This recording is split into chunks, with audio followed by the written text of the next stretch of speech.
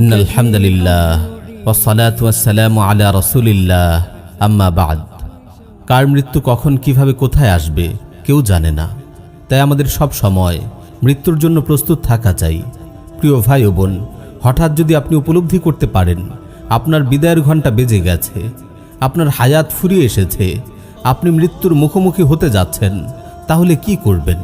এই সময় মৌলিকভাবে আপনার তিনটি করণীয় আছে। আপনার প্রথম করণীয় হলো কালিমায়ে শাহাদাত পড়া। সুনানে আবি দাউদে সহিহ সনদে বর্ণিত হয়েছে, রাসূল সাল্লাল্লাহু আলাইহি ওয়াসাল্লাম ইরশাদ করেন, মান কানা আখিরু কালামিহি লা ইলাহা ইল্লাল্লাহ দাখালাল জান্নাহ। যার শেষ কথা হবে লা ইলাহা ইল্লাল্লাহ, সে জান্নাতে প্রবেশ করবে। প্রিয় ভাই ও বোন, মৃত্যুর সময় বড়ই কঠিন।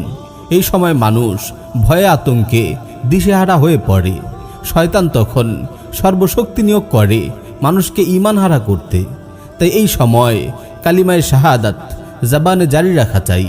আপনি যদি চান মৃত্যুর সময় আপনার কালিমায়ে শাহাদাত নসিব হোক, তাহলে সব সময় আপনার জবানে কালিমার জিকির জারি রাখুন। উঠতে বসতে চলতে ফিরতে সব সময় এই জিকিরে আপনার জিহ্বাকে তরুতাজা রাখুন। ইনশাআল্লাহ এই নেক অভ্যাসের বরকতে মৃত্যুর বিভীষিকাময় মুহূর্তে আপনি যখন দিশেহারা হয়ে পড়বেন, তখন আপনার অজান্তেই আপনার মুখ দিয়ে কালিমায়ে শাহাদাত উচ্চারিত হবে। কারণ মানুষ সব সময় মুখে যা গুনগুন করে, মুসিবতের সময় বেখেয়ালে মুখ দিয়ে তাই বেরিয়ে আসে। উলামায়ে কেরাম সেই অভিজ্ঞতার আলোকে কালিমা নসিব হওয়ার একটি আমলের কথা বলে থাকেন। সেটি হলো নিয়মিত মিসওয়াক করা। আন-নাহরুল ফাইক গ্রন্থকার বলেন, মিসওয়াকের 30টির অধিক ফায়দা রয়েছে। সর্বনিম্ন ফায়দা হলো দাঁতের দুর্গন্ধ দূর হয় এবং সর্বোচ্চ ফায়দা হলো মৃত্যুর সময় কালিমা নসিব হয়। প্রিয় ভাই ও বোন, মৃত্যুর সময় কালিমা নসিব হওয়া অনেক বড় সৌভাগ্যের ব্যাপার। এটি জাহান্নাম থেকে মুক্তি ও জান্নাত লাভের আলামত। আল্লাহু আকবার। আল্লাহ রাব্বুল আলামিন আমাদের সবাইকে মৃত্যুর সময় কালিমা নসিব করুন। মৃত্যুর সময় আপনার দ্বিতীয় করণীয় হলো আল্লাহ রাব্বুল আলামিনের প্রতি সুধারণা পোষণ করা। মৃত্যুর সময় আল্লাহর প্রতি সুধারণা রাখা ওয়াজিব। আমার ভাই, মৃত্যুর সময়টি বড়ই হতাশার। আপনি আল্লাহ রাব্বুল আলামিনের প্রতি পূর্ণ সুধারণা পোষণ করুন। অন্তরের গভীর থেকে অনুভব করুন, হৃদয়ের সবটুকু আবেগ দিয়ে উপলব্ধি করুন আল্লাহ বড়ই মেহেরবান। আপনি তারই এক সৌভাগ্যবান বান্দা, রহমানুর রাহিম, পরম করুণাময়ের এক অসহায় বান্দা। দীর্ঘ পরীক্ষা শেষে তার রহমতের দরজায় করুণার ভিখারি হয়ে ফিরে আসছে। তিনি নিশ্চয়ই তার প্রতি রহম করবেন। আপনি প্রশান্ত হৃদয়ে আপনার দয়াময় রবের প্রতি বুক ভরা আশা নিয়ে তার রহমতের দরবারে হাজির হন। আপনি নিশ্চিন্ত হন, আপনার রব অবশ্যই আপনাকে ক্ষমা করে দেবেন। আখিরাতের এই সংকট সংকুল পথে আপনার দয়ালু রব অবশ্যই আপনার সাথী হবেন। কবরের নিকষ কালো আধারে, হাসরের কঠিন ময়দানে, পুলসিরাতের পাড়ে আপনার করুণাময় রব অবশ্যই আপনাকে রহম করবেন। সাহিহ মুসলিমে এসেছে, রাসূল সাল্লাল্লাহু আলাইহি ওয়াসাল্লাম ইরশাদ করেন, লা ইয়ামুতান্না আহাদুকুম ইল্লা ওয়া হুয়া ইউহসিনু বিল্লাহি যন। তোমাদের কেউ যেন আল্লাহর প্রতি সুধারণা পোষণ করা ব্যতীত মৃত্যুবরণ না করে। কারণ আপনি আল্লাহর প্রতি যেমন ধারণা পোষণ করবেন, আল্লাহ তাআলা আপনার সঙ্গে তেমনই আচরণ করবেন। সাহিহুল বুখারীতে এসেছে, রাসূল সাল্লাল্লাহু আলাইহি ওয়াসাল্লাম ইরশাদ করেন, আনা ইনদা যান্নি আবদি বি। আমার বান্দা আমার প্রতি যেমন ধারণা রাখে, আমি তার সাথে তেমনই আচরণ করি। সুনানুত তিরমিজিতে বর্ণিত হয়েছে, সাইয়্যিদুনা আনাস রাদিয়াল্লাহু আনহু বর্ণনা করেন, একবার রাসূল সাল্লাল্লাহু আলাইহি ওয়াসাল্লাম মুমূর্ষু এক যুবকের শিয়রে হাজির হলেন। তাকে বললেন, কাইফা তাজিদুক, তুমি কেমন বোধ করছো? যুবকটি উত্তর দিল, আল্লাহর প্রতি আশা রাখছি এবং গুনাহকে ভয় পাচ্ছি। তখন রাসূল সাল্লাল্লাহু আলাইহি ওয়াসাল্লাম বললেন, লা ইয়াজতামিআন ফি কলবি আবদিন ফি মিসলি হাযাল মাওতিন ইল্লা আ'তাহু আল্লাহু মা ইয়ারজু ওয়া আমানাহু মিম্মা ইয়াখাফ। এমন মুহূর্তে যে বান্দার অন্তরে এই দুই বিষয় থাকে, সে যা আশা করে আল্লাহ তাআলা তাকে তা দান করেন এবং যার আশঙ্কা করে তা থেকে নিরাপদ রাখেন। ফুজাইল বিন ইয়াদ রাহিমাহুল্লাহ বলেন, যতক্ষণ তুমি জীবিত থাকবে ততক্ষণ আল্লাহকেই সবচেয়ে বেশি ভয় করবে। আর যখন মৃত্যু উপস্থিত হবে তখন আল্লাহর প্রতি সবচেয়ে বেশি আশাবাদী হবে।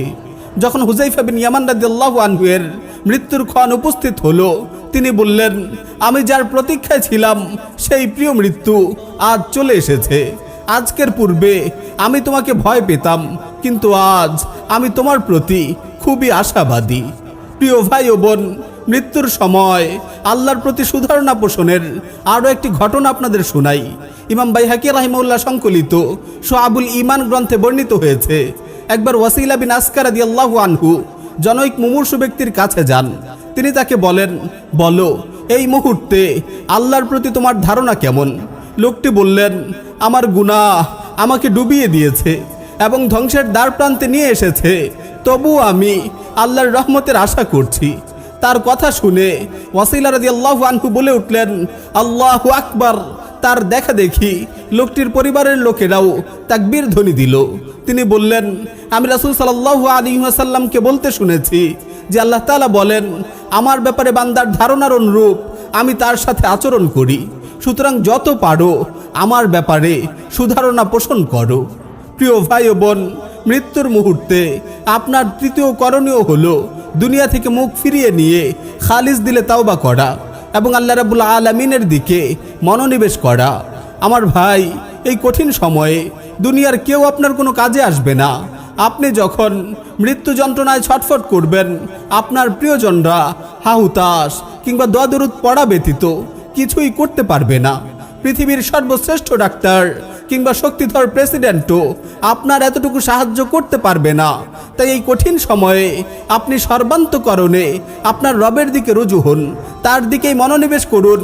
আপনার সুখের নিবাস, প্রিয়তমা স্ত্রী, পরম আদরের সন্তানাদি, আপনার বিলিয়ন ডলারের সম্পদ, আপনার বিশাল প্রভাব প্রতিপত্তি, সুনাম সুখ্যাতি আজ কিছুই আপনার নেই। আপনি আজ একজন নিঃস্ব মুসাফির, আপনি কবর পথের যাত্রী। আপনি চিরদিনের জন্য এই দুনিয়াকে, এই দুনিয়ার সব কিছুকে বিদায় জানাচ্ছেন। আপনি আর কোনোদিন ফিরে আসবেন না, কোনো দিনও না।